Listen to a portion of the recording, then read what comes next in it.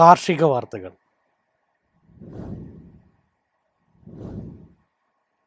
ഇന്ത്യയുടെ ചോളം കയറ്റുമതി 2025-26 വിപണന വർഷത്തിൽ വൻതോതിൽ ഉയരുമെന്ന് US കാർഷിക വകുപ്പിന്റെ റിപ്പോർട്ട്. ആഗോള വിപണിയിലെ വിലത്തകർച്ചയും രാജ്യത്തെ റെക്കോർഡ് ഉൽപ്പാദനവുമാണ് കയറ്റുമതി വർധനവിന് വഴിയൊരുക്കിയതെന്ന് റിപ്പോർട്ട് വ്യക്തമാക്കുന്നു. ഇന്ത്യയുടെ ചോളം കയറ്റുമതി 2025-26 വിപണന വർഷത്തിൽ 24 ലക്ഷം ടണ്ണിലെത്തുമെന്ന് US കാർഷിക വകുപ്പിന്റെ റിപ്പോർട്ട്. കഴിഞ്ഞ വർഷങ്ങളെ അപേക്ഷിച്ച് ശ്രദ്ധേയമായ വർധനവാണ് ഇത്. രാജ്യത്തെ റെക്കോർഡ് തോതിലുള്ള ഉൽപ്പാദനവും ആഗോള വിപണിയിൽ മത്സരാധിഷ്ഠിതമായ വിലയും കയറ്റുമതിക്ക് അനുകൂല സാഹചര്യം സൃഷ്ടിക്കുന്നതായി റിപ്പോർട്ട് വ്യക്തമാക്കുന്നു. ബംഗ്ലാദേശ്, നേപ്പാൾ, ശ്രീലങ്ക, വിയറ്റ്നാം തുടങ്ങിയ രാജ്യങ്ങളിൽ നിന്നുള്ള ആവശ്യകതയും ഉയരുന്നുണ്ട്. അതേസമയം കോഴിത്തീറ്റ, സ്റ്റാർച്ച് വ്യവസായം, എഥനോൾ ഉൽപ്പാദനം എന്നിവയ്ക്കായുള്ള ആഭ്യന്തര ആവശ്യകതയും ശക്തമായി തുടരുകയാണ്. എന്നിരുന്നാലും മികച്ച വിളവെടുപ്പിന്റെ പശ്ചാത്തലത്തിൽ ആഭ്യന്തര ഉപഭോഗവും കയറ്റുമതിയും ഒരുപോലെ കൈകാര്യം ചെയ്യാൻ കഴിയുമെന്നാണ് വിലയിരുത്തൽ. കാർഷിക ഉൽപ്പന്ന കയറ്റുമതിയിൽ ഇന്ത്യയുടെ സ്ഥാനം കൂടുതൽ ശക്തിപ്പെടുത്തുന്ന നേട്ടമായാണ് ഈ പ്രവചനം വിലയിരുത്തപ്പെടുന്നത്. News desk, MyFin TV. ഗോതമ്പ് സംഭരണത്തിൽ റെക്കോർഡ് നേട്ടവുമായി ഇന്ത്യ. ഈ സീസണിലെ ഗോതമ്പ് സംഭരണം 3.55 കോടി ടൺ കടന്ന് സർക്കാർ നിശ്ചയിച്ച ലക്ഷ്യത്തേക്കാൾ ഉയർന്നതായി റിപ്പോർട്ട്.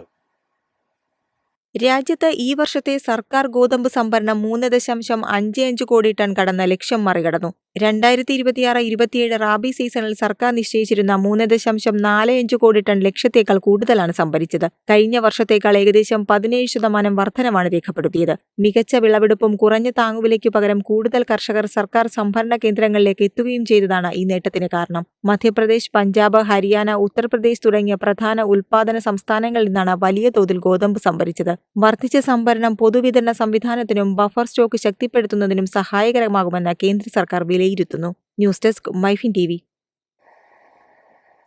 രാജ്യത്ത് പരുത്തിവില വീണ്ടും ഉയരുന്നു. മൺസൂൺ മഴ വൈകുന്നതും ആഗോള വിപണിയിൽ പരുത്തിവില കുതിച്ചുയരുന്നതുമാണ് ആഭ്യന്തര വിപണിയിലും പ്രതിഫലിക്കുന്നത്. രാജ്യത്തെ പരുത്തി വിപണിയിൽ വിലക്കയറ്റം ശക്തമാകുന്നു. മൺസൂൺ മഴ വൈകിയതോടെ പ്രധാന കൃഷി മേഖലകളിലെ വിത്തിടൽ മന്ദഗതിയിലായതാണ് ഉൽപ്പാദനത്തെക്കുറിച്ചുള്ള ആശങ്ക വർദ്ധിപ്പിച്ചത്.